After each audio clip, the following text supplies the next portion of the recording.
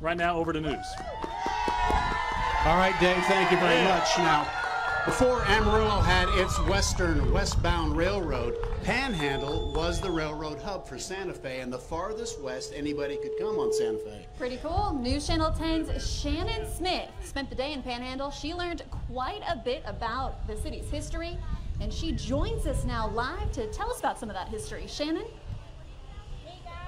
Yeah, I spent a lot of time here in Panhandle and found out that this is a really rich railroad history here with Panhandle, and that's really when it thrives during the oil boom in the 1920s, but it's only gotten stronger ever since then. It wasn't long after Panhandle's start in the late 1800s before people started flocking to the town to work in oil fields here and in Borger and Pampa at the height of the oil boom. At that time, at its peak in the 1920s, Panhandle had a population of around 30,000 people. A majority of people living in tents since housing was pretty hard to come by. Santa Fe had large railroad spurs across here that all came into Panhandle to Borger, and the oil fields had to come through Panhandle. During this time was the heyday of downtown Panhandle's Main Street, where the popular restaurant chain Pappadeaux's got its start, and the original building still stands today. When the oil boom died down and the industry moved away from Panhandle and into Borger and Pampa, the town quickly began to shrink. It was cheaper to move a house out of Panhandle to Borger than it was to build a house in Borger. So they said it was the daily occurrence. You'd see a house picked up and moved to Borger. And as a result, it put Panhandle kind of in a tailspin. Panhandle remained a commuter train hub through the 1970s when it became just a freight train town and the depot was transformed to become city hall. The city's population now hovers around 2,500 people, but the sense of community is stronger than ever. The people stick together, they work together.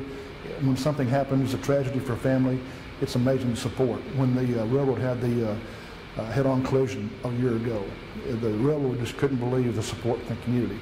Robinson says the city also boasts a great school system and family-friendly atmosphere. You know, guys, the Canyon Main Street is kind of being revitalized a little bit. We have a new restaurant down here, Brick Street. Got some cheers for that back there. It's a really good restaurant we'll be trying out later, so a lot of cool stuff still coming to Panhandle. It's great to see these small towns kind of revitalize their downtown and their histories, and, you know, that way they can continue to grow. Very cool. And they clearly love living here, so. Yes, definitely. All right. Yes. Thanks, Shannon. Thanks, guys.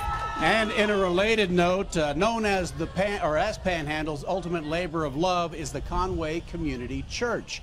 The more than 100-year-old church was abandoned in Conway until about 30 years ago, when a younger Carson County generation started finding pews and painting and even an organ in old barns. To honor an older generation, they decided to move the church from Conway to Panhandle to restore it. In 1991, they took a complicated 9-mile, 6-hour journey to make that happen. They had to work with the highway department because they had to shut down roads. They had to work with the railroad because they had to stop trains from coming. They had to work with all the electricity and the utility companies because they had to drop lines. Well, the Conway Community Church is now part of the Carson County Square House Museum and is still used for weddings and other events. Well, coming up, we're going to highlight one of Panhandle's newest schools. And speaking of the schools, we're going to talk with the superintendent when we return on the Summer Celebration Tour in Panhandle.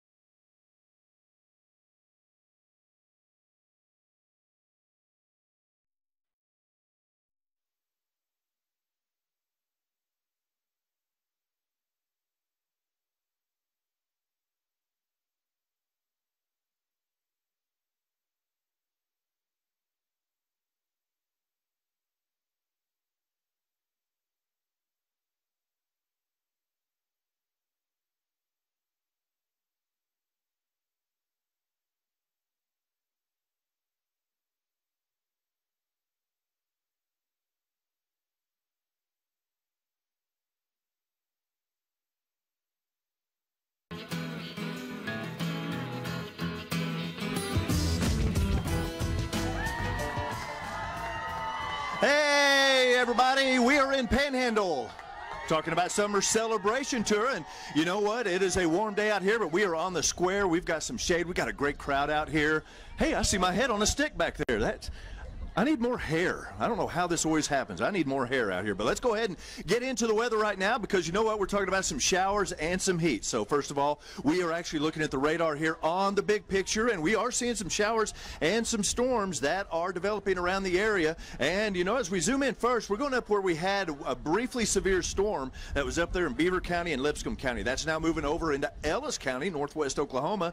And at the same time, we're seeing other showers and storms that are developing, and that's a little bit further back over towards Perryton, maybe towards Spearman, a little further off towards the south and west. Our next stop, hey, this is going to be a little bit further off towards the west, towards northeastern New Mexico. Pretty good cluster of storms working its way just to the southwest of the Clayton area, kind of in this general direction. Maybe we can get some shade to cool things off just a little bit, but as we kind of adjust the view, we've got a few isolated storms. That's going to be down around, say, the Dumas and Channing area, just north of Amarillo. In fact, I got one of those alerts on my News Channel 10 weather app that said precipitation detected within 5 miles of my radius, but that's in Amarillo. Well, we're pretty clear here right now, but you can see some isolated storms down by Muleshoe, some others by Hereford, also down just to the west and northwest of the Clovis and Portales area. We're going to zoom in one more time here up into the general area around Panhandle, and you can see it's a pretty good looking storm up there just to the west and northwest of Amarillo, but at the moment there is nothing severe